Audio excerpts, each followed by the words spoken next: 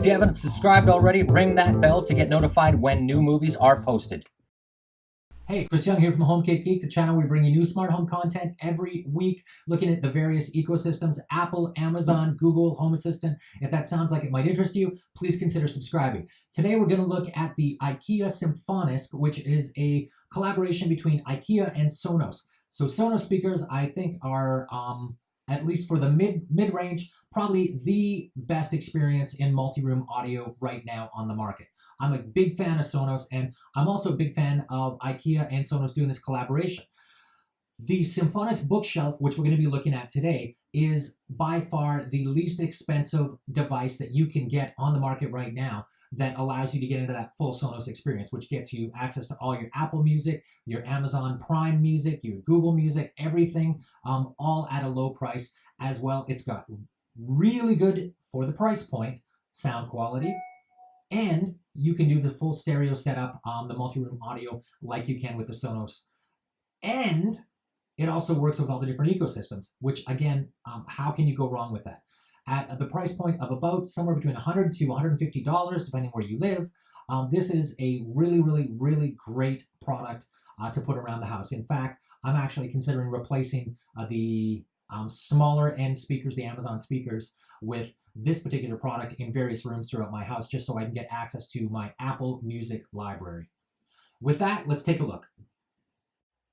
So the IKEA Symfonisk bookshelf is one of the first products, one of two to come out from the new IKEA and Sonos collaboration. So this is really about IKEA design with Sonos technology in it. The bookshelf is 12 inches by 4 inches by 6 inches deep. And what's important to understand here is this is the full Sonos experience. So when you're setting this up, you're not going into the IKEA Tradfri or Home Smart application or anything like that. What you're going to be doing is using the Sonos apps. The other thing that's important is when I say full Sonos experience, kind of contrasting it to the Sonos One, this is not going to include the digital assistant.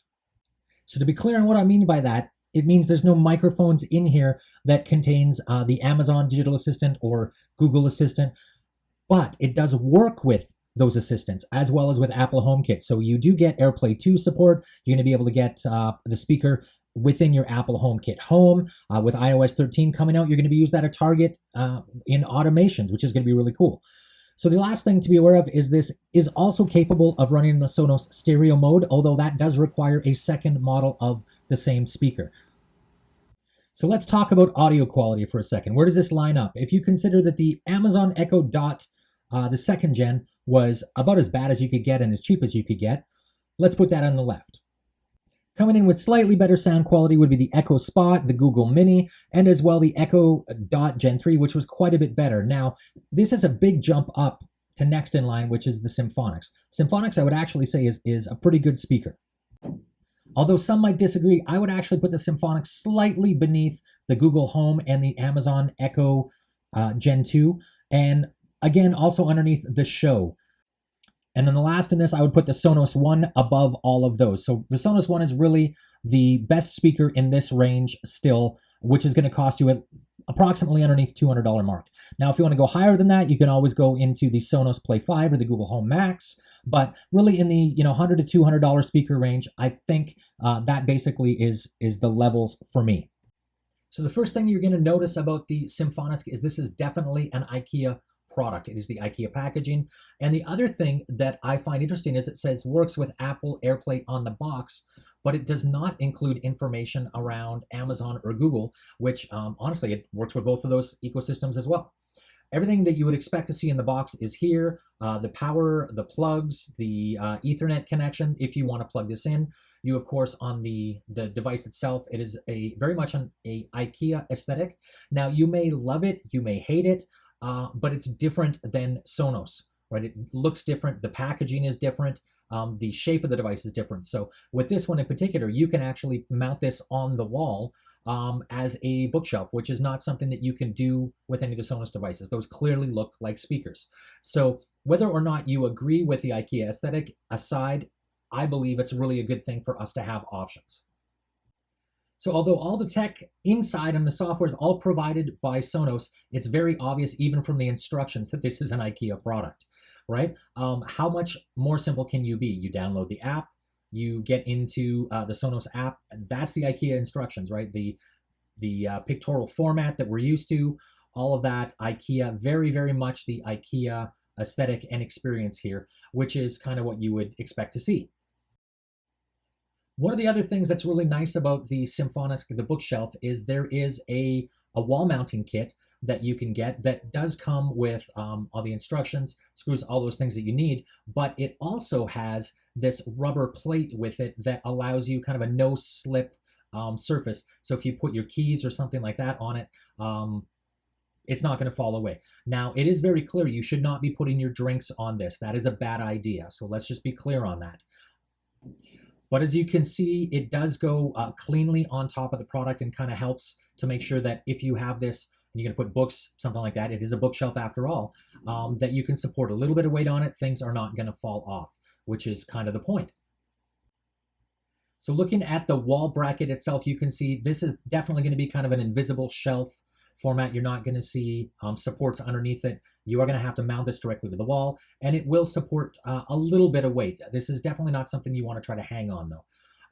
Again, the IKEA aesthetic here, all that, what you're going to need to put this together. This does not come with screws to mount to the wall directly, right? You're going to need to provide those yourself. And again, clear on what kind of screws to use, all those kinds of things. It slides very discreetly in.